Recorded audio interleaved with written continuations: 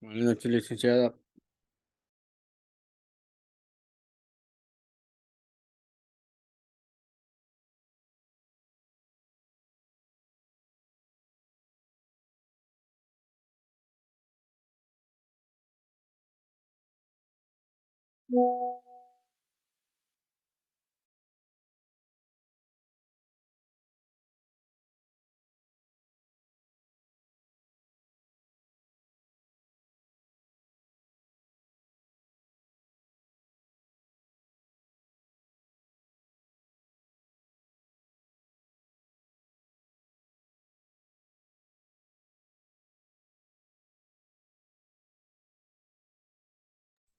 Muy buenas noches con todos los estudiantes que ya se encuentran conectados a la presente reunión. Vamos a dar por inicio con nuestra clase del día de hoy.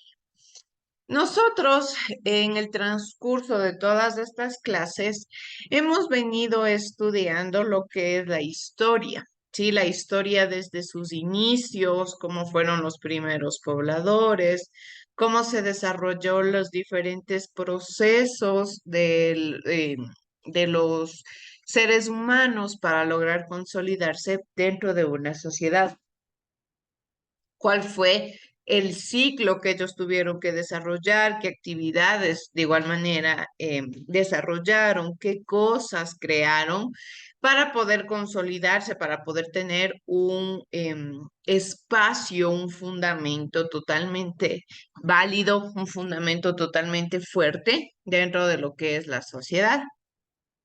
Una vez que nosotros vamos viendo este desarrollo del ser humano, de las sociedades, de la creación de las sociedades, es importante que nosotros analicemos e identifiquemos cuáles son también estas culturas que han marcado un gran precedente para nuestra historia actual.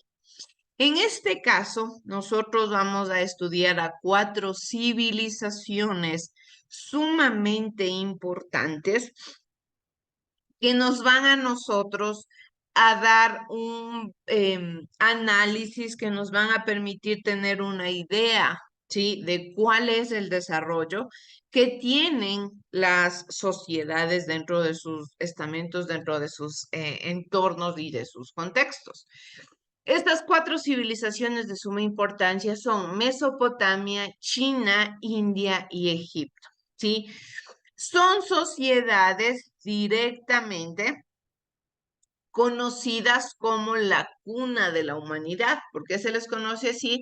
Porque de una o de otra manera es como que nos dieran a entender que de estas culturas parte todo lo que ya se desarrolla posteriormente, perdón chicos, posteriormente en los diferentes continentes, en los diferentes países, ¿sí? Todas estas sociedades crean algo, empiezan a desarrollar pequeños grupos sociales, empiezan a desarrollarse como pequeños grupos étnicos, con una sociedad propia, con una cultura propia, con un sistema político propio que les permite establecerse ya en sus espacios, que les permite de una o de otra manera tener algún tipo de impacto social. ¿Y por qué es que estas sociedades han logrado tener tanto impacto en nuestro entorno? Es porque la mayoría, pues, si no es por decir el 100% de ellas, nos ha dejado un gran conocimiento, nos ha dejado un gran legado sobre el manejo de la naturaleza, sobre los primeros datos investigativos de diferentes cosas de la sociedad en el ámbito medicinal, en el ámbito práctico, en el ámbito científico, en el ámbito educativo, en todas estas ramas que son de importancia para nuestra sociedad. Estas culturas nos han dejado como que un conocimiento. Nosotros actualmente tenemos la vida prácticamente sumamente fácil. ¿Por qué? Porque yo tengo diferentes formas de ver la realidad, porque yo tengo el internet, porque yo tengo libros, porque yo tengo información que previamente se analizó, información que previamente la historia escribió y de la cual yo puedo tomar referente para tomar decisiones, de la cual yo tomo referente para entender mi presente, para entender también el pasado. Pero la mayoría de estas sociedades se crearon en base a conocimientos que no existían, es decir, ellos fueron los pioneros. Ellos fueron los creadores de todos, la mayoría de los conocimientos que tenemos nosotros en nuestra actualidad, cómo actuamos, cómo pensamos, las cosas que hacemos, la mayoría de situaciones que nosotros vemos cotidianamente como normales fueron de cierta manera creadas a partir de estas sociedades, ¿sí? Conforme van pasando las clases, nosotros vamos a ir analizando poco a poco cada una de estas culturas. Vamos a iniciar por lo que es la civilización de la Mesopotamia, la más grande, la más importante, la más relevante a comparación de China, India y Egipto, ¿sí? Principalmente nosotros debemos describir y valorar los grandes aportes de las culturas de Mesopotamia al desarrollo tecnológico, económico y científico. Aquí hay algo importante que nosotros debemos analizar. Cuando yo me refiero a la palabra tecnología, directamente se refiere al avance de la sociedad. Tecnología, hablando específicamente en la historia, no siempre tiene que ver con los aparatos electrónicos, con el Internet, con las máquinas, no. Tecnología se refiere al desarrollo social, tecnología se refiere al avance, a eso es a lo que se refiere netamente la tecnología. Ahora que tenemos una tecnología digital es muy diferente a estos términos, pero como tal, cuando nosotros hablamos en la historia, en las culturas de un desarrollo tecnológico, estamos hablando de un desarrollo bastante fuerte de estas sociedades, de estos grupos sociales. De igual manera, estas sociedades se desarrollan en lo que es en el ámbito económico, así como también en el ámbito científico. Como les digo, no existía un conocimiento vasto de la academia como nosotros ahora tenemos escuelas, colegios, universidades, posgrados, maestrías en las cuales ¿qué tenemos?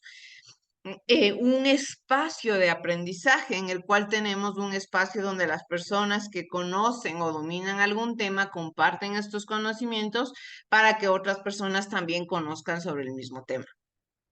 Pero en esta época la única forma de conocimiento, la única forma de desarrollar a las sociedades, de promover también el entendimiento, la inteligencia, fue en base a la observación, fue en base a la experimentación, en base también a la equivocación. Muchas de estas sociedades se equivocaron en muchas cosas, crearon otras cosas, tuvieron errores, pero de cierta manera la perseverancia y la falta de recursos, porque esto es una parte sumamente importante. Al ser humano la necesidad le impulsa a tener que buscar soluciones a problemas. Cuando nosotros tenemos alguna necesidad, no sé, de dinero, de salud, de lo que sea, ¿qué es lo que hacemos? Buscamos solución a esta necesidad que se nos está presentando y buscamos la solución más rápida, la más eficaz, la más eficiente. Es así que estas sociedades se manejan también desde esta perspectiva, desde la necesidad de evolucionar, de hacer un poco más sencilla su vida, de poder tener acceso a muchas más cosas. ¿Qué les hace? ¿Qué les permite que de cierta manera busquen experimentar, busquen crear, busquen hacer más sencilla la vida de lo que prácticamente para ellos ya era? Sí, para ir iniciando ya con la temática sobre la cultura de la Mesopotamia, vamos por favor a ver el siguiente video que nos habla sobre la Mesopotamia. Vamos a ver, chicos, por favor, y atención.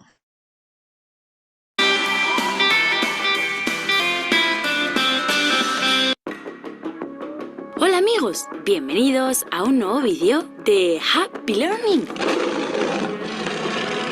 Hoy vamos a conocer una de las primeras y más importantes civilizaciones de la humanidad.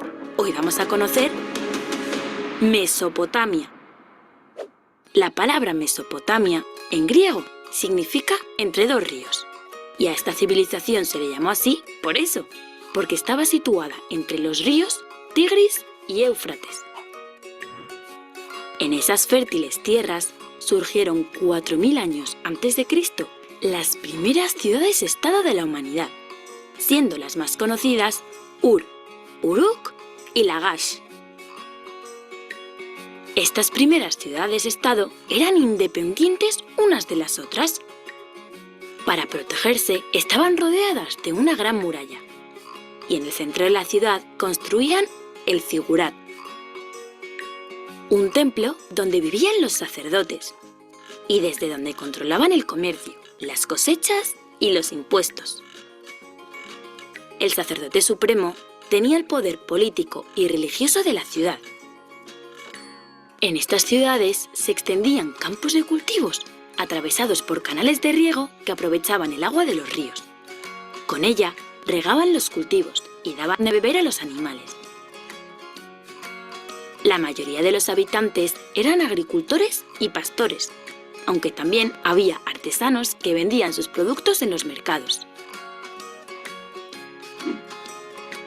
Con tanto bienestar, las ciudades fueron creciendo y los conflictos entre ellas por la propiedad de las tierras empezaron. Estas guerras hicieron que surgieran jefes militares, que poco a poco se convirtieron en monarcas, en reyes. Entre los años 3000 y 1000 a.C., las tierras de Mesopotamia fueron dominadas por diversos pueblos o ciudades. El primero fue el reino de Akkad, luego el imperio babilónico, después el imperio asirio y por último el imperio persa. Ya hemos conocido un poco de la historia de Mesopotamia, pero ¿sabéis por qué ha sido tan importante esta civilización para la humanidad? Pues por varias razones. La primera es porque fue Mesopotamia donde hacia el año 3500 a.C. surgió la escritura.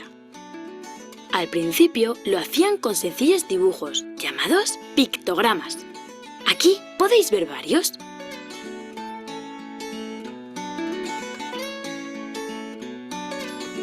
Con el paso del tiempo, esos dibujos se fueron simplificando y se fueron convirtiendo en signos, que es lo que conocemos como escritura cuneiforme. Esta escritura, como podéis ver en las imágenes, se realizaba con un punzón de madera sobre tablillas de arcilla. Otra de las grandes aportaciones de Mesopotamia fue su arte. En arquitectura crearon el arco y la bóveda, con los que consiguieron construir templos y palacios magníficos. Para decorar las paredes y las puertas de esos templos utilizaron relieves como este, donde el rey asirio Asurbanipal está cazando leones. Por cierto, y antes de despedirme, ¿sabéis qué país es hoy en día Mesopotamia? Pues es Irak. Aquí podéis verlo. Adiós amigos, hasta el próximo vídeo. Ah, y no olvidéis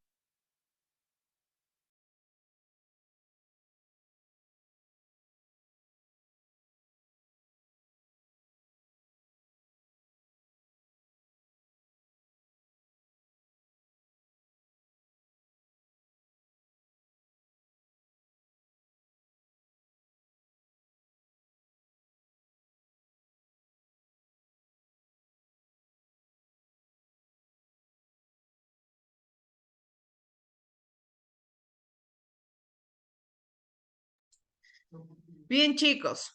Entonces, hemos podido identificar que esta cultura es prácticamente esta cultura de Mesopotamia.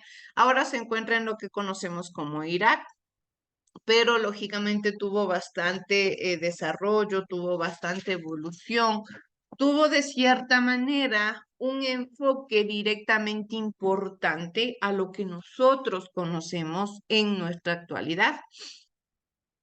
Mesopotamia es una palabra griega que significa tierra entre ríos.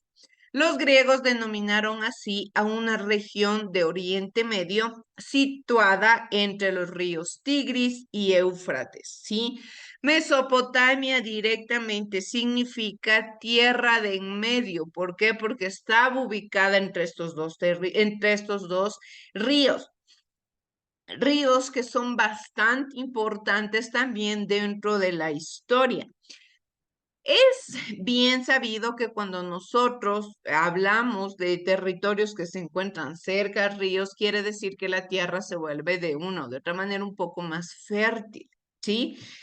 La tierra en esta región era muy fértil gracias a la humedad aportada por los ríos, pero también estaba sujeta a crecidas e inundaciones regulares y difíciles de predecir. Viene una de las partes importantes que tiene la cultura de la Mesopotamia. ¿Qué quiere decir esto?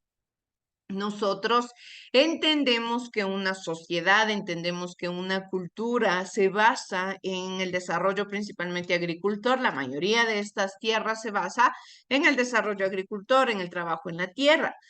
Pero ¿qué sucede si quizá la tierra, que es el sustento más fuerte de estas sociedades, llega a tener algún tipo de inconvenientes, llega a presentar algún tipo de riesgo, algún tipo de peligro para las sociedades, para la alimentación, para el cubrimiento de alguna necesidad? Se tiene que buscar soluciones. ¿Qué sucede aquí? Lógicamente era un territorio sumamente fértil gracias al agua que tenían dentro de sus caminos, pero también esta era un arma de doble filo. ¿Por qué? Porque debido también a las temporalidades podían tener inundaciones. Y sabemos que una inundación puede llegar a causar grandes daños en los territorios, en las plantaciones. ¿Qué sucede aquí? Lógicamente, no tenemos una ciencia todavía, no teníamos aparatos electrónicos para poder identificar cuándo se iba a venir una tormenta o cuándo podía prevenirse quizá una inundación. ¿Qué es lo que se hacía? Además, en la parte más baja donde se unen los dos ríos, se formaban grandes zonas pantanosas. A fin de evitar las inundaciones y ampliar el suelo, cultivable, sus habitantes tuvieron que construir diques y canales para drenar la tierra. Es aquí donde el ser humano empieza a desarrollar su consciente. Dice, quizá este tipo de cosas están sucediendo. ¿Cómo puedo hacer para utilizar el agua, para eliminar el agua, para que el agua siga su cauce? ¿Alguna persona se le debió haber ocurrido en algún momento en decir, creemos un dique, creemos como que un canal, un espacio por donde el agua siga? Quizá anteriormente tuvieron otras ideas, quizá anteriormente se les pudo ocurrir un millón de cosas, pero la idea que más retumbó, la idea que más impacto tuvo fue la de crear como un camino para que el agua se desfogue naturalmente. A la vez, para regar las tierras que quedaban también más alejadas a los ríos. Desarrollaron técnicas de irrigación como canales y acequias. ¿Qué sucede? Aparte de ya utilizar de una muy buena manera estos canales, este tipo de sociedades, para tener todas estas sociedades bastante bien estructuradas, ¿qué es lo que hacían? De una o de otra manera, utilizaban de mejor manera el agua. Sí, utilizaban el agua que tenían, que podían drenar de los ríos, lo utilizaban también para regar estos terrenos que estaban más lejos, de a los cuales quizá no podía ser tan fértil la tierra. Es decir, de un problema ellos lograron sacar una doble solución, ¿sí? Pudieron desarrollar aún más su estrategia, lograron desarrollar aún más su consciente, sus elementos, sus diferentes procesos, ¿sí? Estas mejoras técnicas, unidas al perfeccionamiento de las herramientas, permitieron aumentar la producción agrícola y conseguir excedentes. Viene esta palabra de suma importancia, los excedentes. ¿A qué se refiere la palabra excedente? La palabra excedente, de cierta manera, se detalla o se especifica en ser lo que tenemos en demasía. A eso se refiere un excedente. Si yo tengo 2 quintales de arroz, pero para satisfacer las necesidades alimenticias de mi familia, solo me basta uno. Con uno quedamos más que satisfechos. El otro que tengo, lo que me sobra, lo que tengo de más, es mi excedente. Sí, y para muchos, incluso existe un dicho muy popular que nos dice, es preferible a que sobre a que falte. ¿Por qué? Porque generalmente desde las épocas antiguas, desde las primeras civilizaciones, se tiene esta ideología sobre que es mejor tener las cosas con excedentes, ¿sí? Que es preferible tener algo que yo pueda guardar quizá para futuras situaciones de emergencia a tener con las justas o quizá que en algún momento algo me llegue a faltar. Y es una ideología que eso se tiene en la comida, en la ropa, en el dinero, en absolutamente todo. Lo que nosotros hacemos como seres humanos, generalmente siempre tenemos un repuesto de algo, siempre buscamos tener, no es que, por ejemplo, nosotros tenemos una sola parada de ropa, tenemos varias como repuestos de otras. Cuando una está sucia, utilizo la otra, ¿sí? Todo esto, ¿por qué? Porque viene del consciente de tener un excedente, de tener algo más de lo que yo necesito, porque tranquilamente yo puedo vivir con una chompa, pero ¿qué sucede? También tengo que lavarle, también tengo otras necesidades. Entonces, ¿qué es lo que tengo que hacer? Debo tener algo más para satisfacer cuando esto que yo tengo como ente principal quizá no exista. ¿Por qué? Porque también estos excedentes les permitió crear un espacio mucho más abierto, por ejemplo, en el ámbito de la economía. Económicamente, los excedentes marcan un gran paso al trueque. ¿Por qué? Porque cuando las sociedades tenían excedentes, podían utilizar esto que les sobraba como intercambio con productos que quizá no se producían en sus territorios o con productos no solamente de comida, sino con productos también podían ser como envases, como metales preciosos de diferentes cosas. Ojo, esto siempre es importante que nosotros analicemos y es que cuando se realizaba el trueque entre excedentes, tenían que ser del mismo valor, debían tener el mismo valor en un excedente con el otro que se intercambiaba, ¿sí? Porque no era justo que quizá yo cambie un quintal de arroz por una funda de papas, no. Las dos cosas que se intercambiaban o el trueque debía ser por un valor o por un objeto equitativo al valor del otro objeto. Y esta ideología de alguna manera se viene manejando hasta en nuestra sociedad actual, cuando yo pago un precio justo por las cosas, y lo que vale el producto, eso es lo que yo tengo que pagar, sea caro, sea barato, pero es el valor que tiene el producto sin quitarle, sin aumentar. De igual manera, dentro de la Mesopotamia, nosotros tenemos como referente a las primeras ciudades. Por eso es que se le conoce como la cuna de la humanidad a Mesopotamia. ¿Por qué? Porque es la que más referentes nos dio para las sociedades en las cuales nosotros nos desenvolvemos actualmente. Ellos fueron los que crearon para drenar el agua los famosos canales, los canales de irrigación, y que ahora nosotros utilizamos. Tenemos alcantarillado, ¿para qué? Para poder desechar el, el, el agua de las casas, asimismo, el mismo canalizado también por otra parte nos sirve para que llegue el agua a las casas. ¿Por qué? Porque estas son ideas que vienen de estas sociedades, no es que de la noche a la mañana aparecieron y ya, tienen un origen y tienen un origen directamente relacionado al desarrollo de estas sociedades. Es así también que otra de las partes importantes y el legado más grande que nos dejan la cultura de la Mesopotamia es sobre las primeras ciudades. Las primeras ciudades se organizaron como ciudades-estados, ¿sí? Cada una tenía su propio gobierno y rendía culto a sus propios dioses. A eso se refiere una ciudad-estado. Todos eran parte de la cultura mesopotámica, pero cada espacio, cada territorio, cada ciudad era un propio estado. Tenía sus propias autoridades, tenía sus propias leyes, tenía su propia religión. Pero al momento de hablar de Mesopotamia se hablaba de todo en conjunto, pero cada una de ellas tenía una vida individualizada. Por ejemplo, el poder político estaba liderado por los caudillos o reyes, que junto con los sacerdotes dirigían las ciudades y a sus habitantes mediante códigos de leyes. Por más que sean sociedades antiguas, por más que sean sociedades en las cuales todavía no se tenía un conocimiento de lo que son derechos, de lo que son deberes, ya se habla de sociedades que tienen una moralidad, que quiere decir que ya tienen valores, que ya saben que está bien y que está mal. Y por ende, cuando tienen este conocimiento, ¿qué es lo que tienen que hacer? Cumplir con estas normativas. Una sociedad que tiene normas es una sociedad que tiene valores, es una sociedad que sabe lo que está bien, que sabe que tiene límites, que sabe que puede llegar hasta un cierto punto. Además, los reyes disponían de un ejército. Este servía para controlar las ciudades y el territorio que las circundaba. Es decir, tenían un ejército para salvaguardar bien el espacio.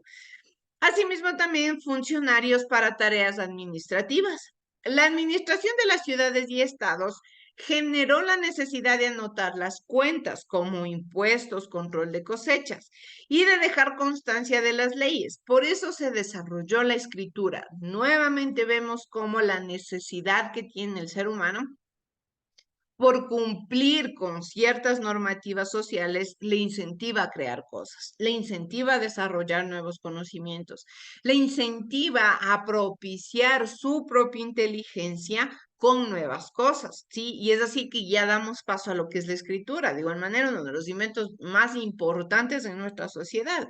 ¿Por qué? Porque es la forma de comunicación.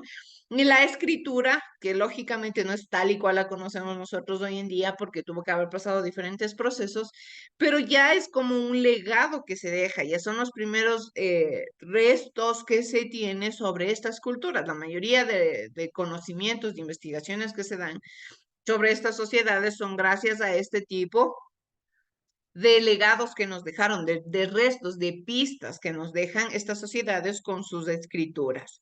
Las ciudades-estados a menudo se enfrentaron entre sí por conseguir más tierras y también por controlar el agua. Algunas llegaron a dominar a otras y formar grandes reinos. Es decir, como cada una tenía su espacio, lógicamente la conquista viene desde hace muchos años atrás, viene ya desde un consciente sumamente antiguo, en el cual siempre una sociedad que se siente con más poder o que se siente quizá un poco más preparada, puede dominar a otro tranquilamente y se adueñaban de los territorios. Pero ¿cómo eran las ciudades y estados?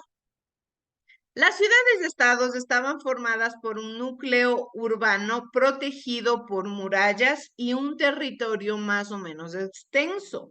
¿Qué quiere decir? Por ejemplo, nosotros sabemos que cuando yo me traslado de una ciudad a otra, lo hago mediante una carretera. Esta carretera me permite a mí llegar a la otra ciudad, pero no es que cuando yo llego a otra ciudad hay una puerta que a mí me abren para entrar a esta ciudad. Lo único que nos conecta son los carreteros, pero ¿qué sucede? En estas primeras ciudades, cada ciudad estaba amurallada. Sí, dependiendo de la extensión del territorio, cada ciudad estaba amurallada, es como una casa, como un espacio cerrado que tenía cada ciudad. Tenía diferentes murallas a su alrededor y tenía también una puerta de ingreso a la ciudad. Dentro del recinto amurallado se hallaban el templo y el palacio, donde vivían los sacerdotes, la familia real y los funcionarios. Siempre los sacerdotes, los personajes con más poder, con más influencia en la sociedad, eran los que vivían en las mejores instalaciones y de cierta manera los que utilizaban o en base a los que se desarrollaba la sociedad. Ellos vivían de cierta manera como que en el centro, ¿sí? En el centro. Y a partir de este centro, ahí podía vivir el resto. Como nos dice, a su alrededor se construían talleres y viviendas de artesanos que formaban calles con un trazo irregular. En el territorio controlado por la ciudad vivían los agricultores y los ganaderos que trabajaban en las tierras, es decir, en el centro de las ciudades se establecían las personas con poder y alrededor la clase obrera, alrededor la clase que trabajaba, la clase de la cual dependía la sociedad.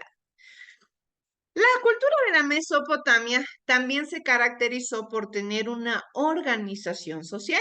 Lógicamente ya hablamos de un desarrollo étnico, hablamos ya de un desarrollo cultural, de un desarrollo social y al tener ya un ámbito económico, al hablar de excedentes, cuando nosotros ya nos referimos netamente a los excedentes, estamos hablando de que ya hay personas, hay grupos étnicos que llegan a tener más poder que otros. Cuando ya una persona se siente con más poder que otra persona, empieza la división social. Y es así que se crea esta estratificación social dentro de la cultura mesopotámica, conformada por 4 estamentos, por 4 grupos sociales dentro de la cúspide, ¿sí? Lógicamente en la base, como siempre se ha mantenido, se encuentran los esclavos. Estos solían ser prisioneros de guerra o personas que habían sido esclavizadas para saldar sus deudas. Recordemos, no existía derechos, no existía una normativa legal, lo único que se cumplían eran normas, pero estas normas eran regidas por el rey, que no tenía mayor conocimiento tampoco. Entonces, era una era de suma esclavización, ¿sí? De suma abolición de derechos, de suma descuidado, de sumo descuidado también de las personas pobres, de cierta manera. Existían personas endeudadísimas con el rey, con la corona, con los sacerdotes y que no les quedaba más que para poder saldar sus deudas, convertirse en esclavos y eran esclavos de por vida hasta su muerte. O también personas que llegaron a incumplir en algún momento las leyes y las normas y por ende tenían que empezar a cumplir con sus castigos. Después de ellos y antes de ellos también se encontraban los artesanos, mercaderes y campesinos. Los artesanos mercaderes vivían alrededor de los palacios y de los templos. Es la clase trabajadora, como más o menos una clase media baja. Sí, tampoco eran esclavos, pero tampoco tenían mayores privilegios.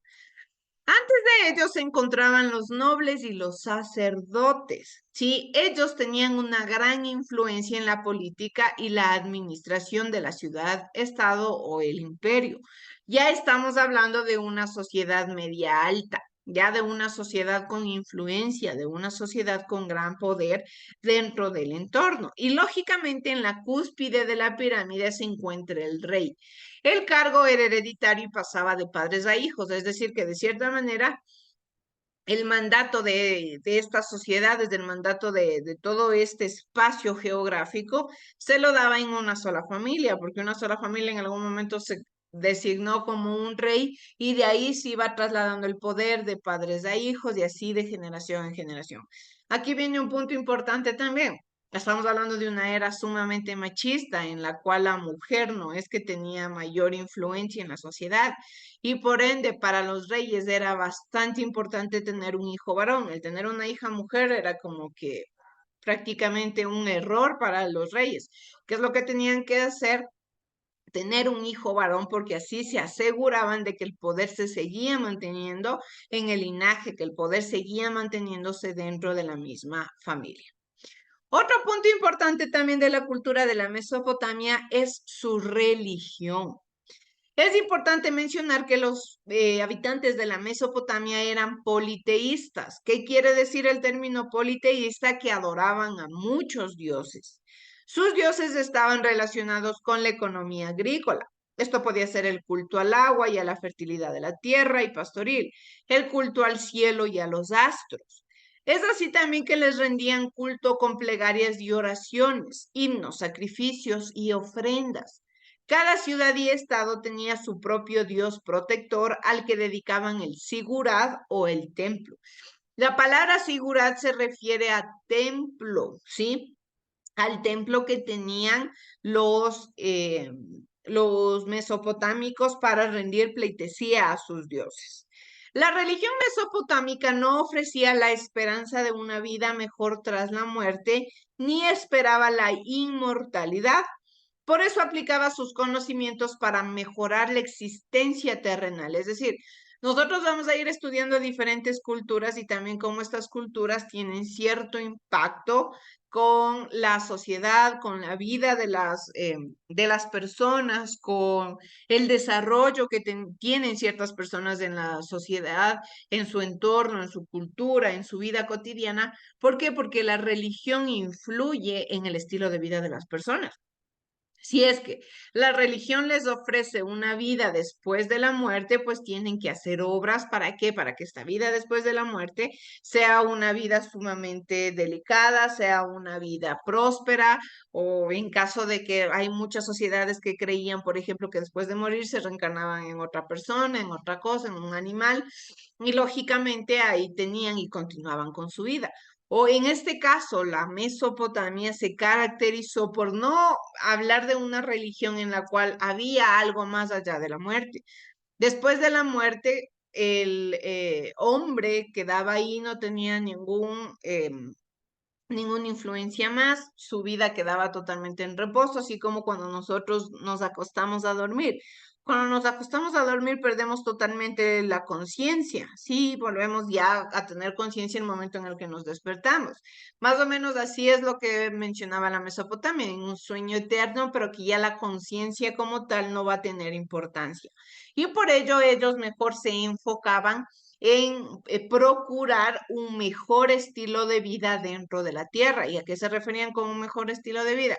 Respetando a sus dioses, respetando a sus líderes, a sus reyes, cumpliendo con sus impuestos. ¿Por qué? Porque si no, no es que iban a tener un castigo divino o un castigo después, o que no se iban a ir al cielo o al infierno, como se conoce generalmente en la mayoría de culturas, sino que de una o de otra manera iban a tener una vida bastante triste y bastante fuerte en la tierra, ¿sí? Bien, chicos, eso es todo lo que puedo compartirles dentro de la clase del día de hoy. Les dejo para que sigan a su siguiente hora. Que tengan una excelente noche, chicos. Muchas gracias.